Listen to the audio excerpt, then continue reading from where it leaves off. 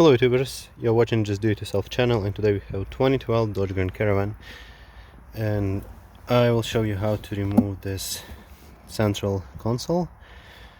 There could be a few reasons. You might want to clean it, vacuum around. That's what I was doing, and I had a little bit of troubles to figuring out how to get it out. So it's quite simple when you know how to do this. So first of all, you need to pull this plug out.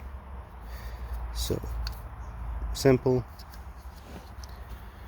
Next, there is a metal clip just around, so you pry that clip out like this, then you lift the front and pull forward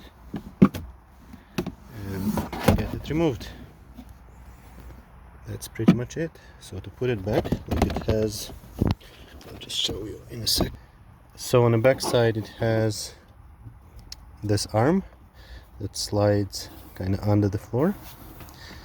So to put it back, you make sure that that slides under the floor. This is aligned. You take that clip, push it in,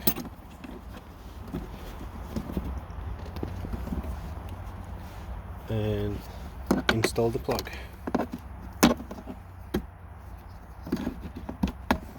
That's it. Thanks for watching, and as always, just do it yourself.